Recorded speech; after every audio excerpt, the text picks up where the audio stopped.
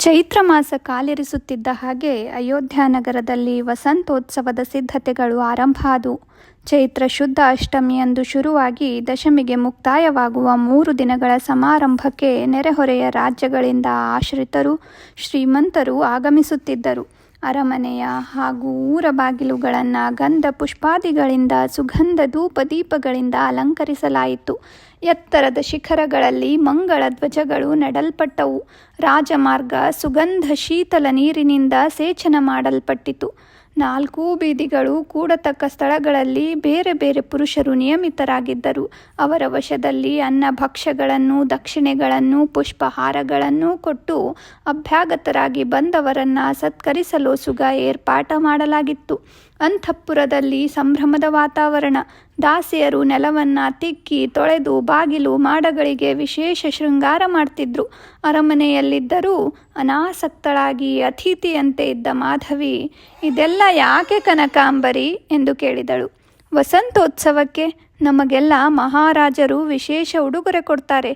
3 ದಿನ ರಾಜ್ಯಸಭೆಯಲ್ಲಿ ನೃತ್ಯ, ಸಂಗೀತ, ಕವಿತ್ವ ಎಲ್ಲ ನಡೆಯುತ್ತೆ. ನೀವು ನೋಡೋಕೆ ಬರ್ತೀರಿ ಅಲ್ವಾ? ಅಂತಃಪುರದವರೆಲ್ಲ ಬರ್ತಾರಾ? ಹ್ಞೂ, ಮತ್ತೆ ಉಪ್ಪರಿಗೆಲ್ಲ ನಮ್ಮದೇ ಜಾಗ. ಅಂತಃಪುರದ ಕಾರಾಗೃಹದಿಂದ ಹೊರಗೆ ನಡೆದು ಸ್ವಚ್ಛಂದ ಗಾಳಿ ಕುಡಿಯುವ ಅವಕಾಶ. ಮಾಧವಿಯ ದುಃಖತಪ್ತ ಮನಸ್ಸು ಆ ಬದಲಾವಣೆಯನ್ನು ಸ್ವಾಗತಿಸಿತು. ಹೇಮ ನಿರ್ಮಿತವಾದ ಆಸ್ಥಾನ ಭವನ ವಿಸ್ತಾರವಾಗಿತ್ತು. ಬೆಳ್ಳಿ ಹಾಗೂ ಸ್ಫಟಿಕಗಳ ಹೊದಿಕೆ ಇದ್ದ ಕಂಬಗಳು ಓಲಗ ಶಾಲೆಗೆ ವಿಶೇಷ ಕಳೆಯನ್ನಿತ್ತಿದ್ದವು. ಜಲ್ಲಿಪಟ್ಟೆ, ಹೂಮಾಲೆಗಳಿಂದ ಸಿಂಗರಿಸಿದ ಭವನ ಕಣ್ಣು ಕೋರೈಸುವಂತಿತ್ತು. ಸಭಾಮಂದಿರದ ನಡುವೆ ಎತ್ತರವಾದ ಕನಕ ಸಿಂಹಾಸನ, ಸ್ವಲ್ಪ ಕೆಳಗೆ 2 ಬದಿಗಳಲ್ಲೂ ಆಸನಗಳು, ಮಧ್ಯ ವಿಶಾಲವಾದ ಅಮೃತಶಿಲೆಯ ದುಂಡು ಜಾಗ, ಅದರಾಚೆಗೆ ಪ್ರಜೆಗಳಿಗೆ ಮತ್ತಿತರರಿಗೆ ಕುಳಿತುಕೊಳ್ಳಲು ಆಸನಗಳು. ವಸಂತೋತ್ಸವ ಆರಂಭವಾಗುವ ದಿನ ಬೆಳಗಿನಿಂದಲೇ ಓಲಗ ಶಾಲೆ ತುಂಬಲು ಆರಂಭವಾಗಿತ್ತು. ಗಲಭೆಯಾಗದಂತೆ ದಂಡಧಾರಿಗಳು ಅಲ್ಲಲ್ಲಿ ನಿಂತು ಎಲ್ಲರನ್ನೂ ಅವರವರ ಸ್ಥಳಗಳಲ್ಲಿ ಕುಳ್ಳಿರಿಸುತ್ತಿದ್ದರು. ಪಂಡಿತರು, ಗಾಯಕರು, ನಟುವರು, ಭಟ್ಟರು, ವೈದ್ಯರು, ಜೋಯಿಸರು, ಕುಸ್ತಿಪಟುಗಳು, ಅಂಗದಾಳುಗಳು, ಮಂತ್ರಜೀವಿಗಳು, ರಾವುತರು, ಸೇವಕರು, ಸಭಿಕರು ಇವರುಗಳಿಂದ ಸಭೆ ಕಿಕ್ಕಿರಿದು ತುಂಬಿತ್ತು. ಪರಾಕು, ಸೂರ್ಯವಂಶದ ತಿಲಕ, ವೈರಿಗಳ ಮಾರ್ಥಾಂಡ ಮಹಾರಾಜ ಹರ್ಯಶ್ವ ಪರಾಕು ಜೀಯ ವಧಾನ್ ಎಂದು ವೇತ್ರಧಾರರು ಸ್ವರವೆತ್ತಿ ಹೇಳಿದರು. ರತ್ನಖಚಿತ ಕಿರೀಟವನ್ನು, ಕನಕಾಂಗದ ಕೇಯೂರಗಳನ್ನು, ರೇಷ್ಮೆ ಪಂಚೆಯನ್ನೂ ಉಟ್ಟ ಸುಮಮಾಲೆಗಳನ್ನೂ ಧರಿಸಿದ ಹರ್ಯಶ್ವ ಗಂಭೀರ ನಡೆಯಿಂದ ಸಭಾಭವನವನ್ನು ಪ್ರವೇಶಿಸಿದ. ಎಲ್ಲ ಮೂಲೆಗಳಿಂದಲೂ ಉಘೆ ಉಘೆ ಎಂಬ ಜಯ ಘೋಷ ಹೊರಟಿತು. ರಾಜ ಎಡಗಾಲನ್ನು ಗದ್ದಿಗೆಯ ಮೇಲೆ ಮಡಿಸಿ ಕುಳಿತು ಪೆಂಡೆಯವಿರುವ ಬಲಗಾಲನ್ನು ಹಾವುಗೆಯಲ್ಲೂರಿ ಕುಳಿತ. ಬಲಗೈಯಲ್ಲಿದ್ದ ಹೊನ್ನೊರೆಯ ಕಠಾರಿ ಕೆಳಗೆ ಇಳಿದಿತ್ತು. ತುಂಬಿದ ಕಸ್ತೂರಿ ತಿಲಕ ಅವನ ಮುಖಕ್ಕೆ ಮೆರಗು ಕೊಟ್ಟಿತ್ತು. ಅವನು ಕುಳಿತ ಠೀವಿಯಿಂದ ರಾಜ ವಯಸ್ಸಿನಲ್ಲಿ ಇನ್ನಷ್ಟು ಕಿರಿಯವನಾಗಿ ಕಂಡ.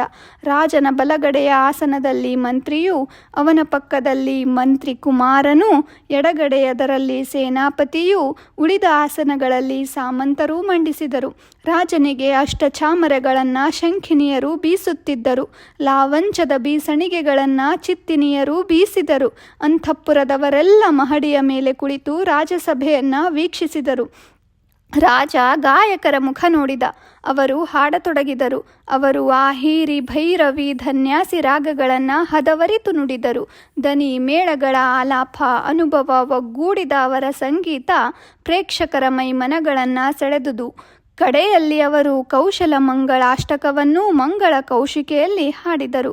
ಹೊಗಳು ಭಟ್ಟರು ನೂತನವಾದ ಪದ್ಯ ಕಟ್ಟಿ ಸುಮಧುರ ಕಂಠಗಳಿಂದ ಆಲಾಪಿಸಿದರು. ಮಲ್ಲರು ತಮ್ಮ ಶಕ್ತಿ ಸಾಮರ್ಥ್ಯಗಳ ಪ್ರದರ್ಶನ ಮಾಡಿದರು. ಚೆನ್ನಾಗಿ ಪ್ರದರ್ಶನ ಮಾಡಿದಿರಿ ಎಂದು ಹರ್ಯಶ್ವ ಕಲಾವಿದರನ್ನು ಹೊಗಳಿದ. ಸೇವಕಿ ತಂದು ಹಿಡಿದ ಹೊನ್ನ ಹರಿವಾಣದಿಂದ ಅವರಿಗೆ ಬೊಗಸೆ ತುಂಬ ವರಹಗಳನ್ನು ಕೊಟ್ಟ. ಉಪ್ಪರಿಗೆಯಲ್ಲಿ ಕನಕಾಂಬರಿಯ ಜೊತೆಯಲ್ಲಿ ಕುಳಿತು ಓಲಗ ಶಾಲೆಯಲ್ಲಿ ನಡೆಯುತ್ತಿದ್ದದನ್ನೆಲ್ಲ ನೋಡುತ್ತಿದ್ದ ಮಾಧವಿ ಥಟ್ಟನೆ ಕೇಳಿದಳು, ಮಂತ್ರಿಗಳ ಪಕ್ಕ ಕುಳಿತಿರುವಾತ ಯಾರೇ?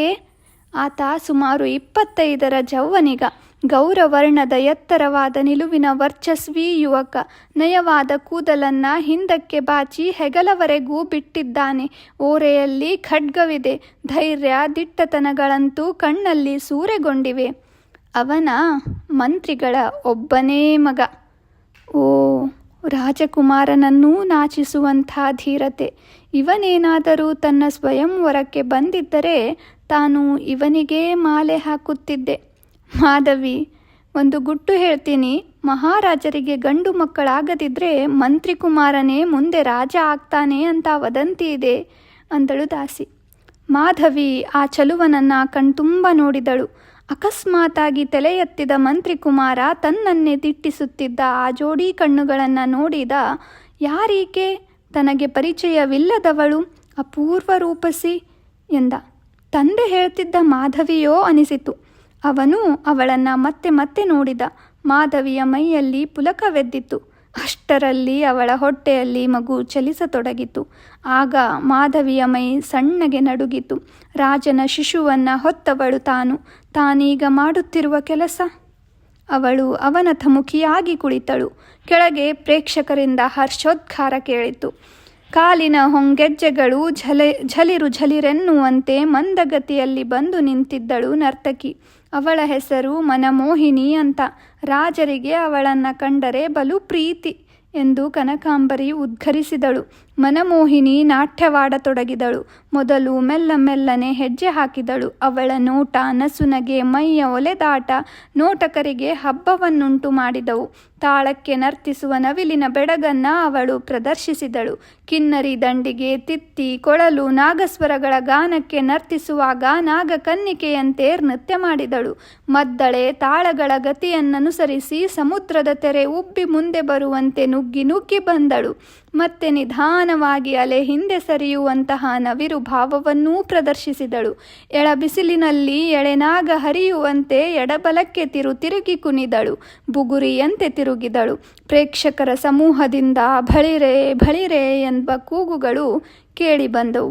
ನರ್ತಕಿ ಮೊದಲು ರಾಜನಿಗೆ ವಂದಿಸಿ ಅನಂತರ ಪ್ರೇಕ್ಷಕರಿಗೂ ಬಾಗಿ ಕೈ ಮುಗಿದು ಅದೇ ಲಾಸ್ಯಗತಿಯಿಂದ ರಾಜನ ಬಳಿ ಹೋದಳು.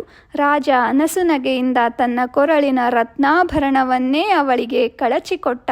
ಮನಮೋಹಿನಿ ಸರಗೊಡ್ಡಿ ಅದನ್ನು ತೆಗೆದುಕೊಂಡಳು. ಅನಂತರ 3 ಜನ ನೃತ್ಯಗಾತಿಯರು ಬಂದರು. ಅವರು ನಡೆದು ಬರುವಾಗ ಅವರ ಕಂಕಣಗಳ ಕಟುಸೂತ್ರದ ಅಂದುಗೆಗಳ ಹೊಂಗೆಜ್ಜೆಗಳ ಧ್ವನಿ ಕರ್ಣಾನಂದಕರವಾಗಿತ್ತು. ತ್ರಿಭಂಗಿಯಲ್ಲಿ ನಿಂತ ಆ 3 ಇದ್ದಕ್ಕಿದ್ದಂತೆ ನರ್ತಿಸತೊಡಗಿದರು. ನಡುವಿನಲ್ಲಿರಿಸಿದ ಹಸ್ತಗಳನ್ನೆತ್ತಿ ಎದೆಯಲ್ಲಿರಿಸಿ ಎಡಬಲಗಳಿಗೆ ನೀಡಿ ಬೆರಳು ಕುಣಿಸಿದರು. ತಂಗಾಳಿಗೆ ಒಲೆದಾಡುವ ಲತೆಗಳಂತೆ ಬೆಡಗಿನಿಂದ ನಲಿದಾಡಿದರು. ಅವರ ಮನಸ್ಸಿನ ಭಾವ, ಮುಖದಲ್ಲಿನ ಭಾವ, ಬೊಗಸೆ ಕಂಗಳ ವಿಲಾಸ ಸಭಿಕರಿಗೆ ತುಂಬ ಮೆಚ್ಚುಗೆಯಾದವು. ಉತ್ಸವದ 2ನೇ ದಿನವೂ ಇಂಥದೇ ಮನೋರಂಜನೆ. ಆ ಮಂತ್ರಿತರಿಗೆಲ್ಲ ಭೂರಿ ಭೋಜನ, ದಾಸಿಯರಿಗೆ ಕೈತುಂಬ ಉಡುಗೊರೆ.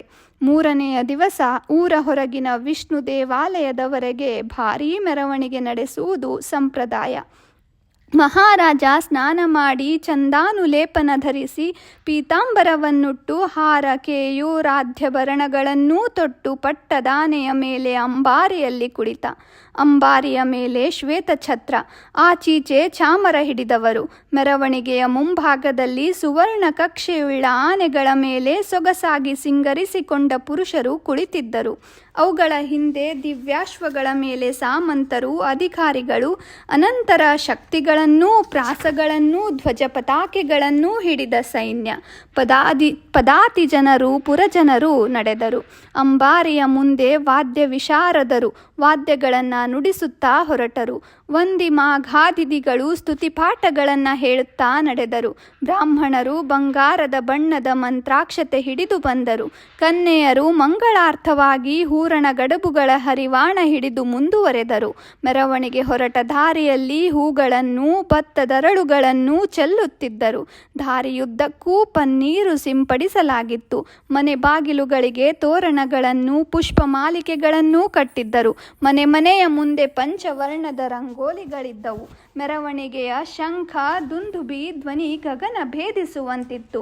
ಅವನ್ನು ನೋಡಲು ಪುರಸತಿಯರು ಮೊದಲ ಮಾಳಿಗೆ ಗೋಪುರಗಳಲ್ಲಿ ನೆರೆದಿದ್ದರು. ಅಗೋ ಮಹಾರಾಜರು, ಅವರ ಹಿಂದಿರುವ ಪಲ್ಲಕ್ಕಿಗಳಲ್ಲಿ ರಾಣಿ ವಾಸದವರು ಎಂದು ಜನ ಮಾತನಾಡಿಕೊಳ್ತಿದ್ರು. ಅಂಥ ಸಂಭ್ರಮದ ದಿನಗಳು ಅವರಿಗೆ ಅಪರೂಪವಾಗಿದ್ವು. ಮಹಾರಾಜ ಹರ್ಯಶ್ವ ವಿಷ್ಣು ದೇವಾಲಯದ ಮುಂದೆ ಅಂಬಾರಿಯಿಂದ ಕೆಳಗಿಳಿದ.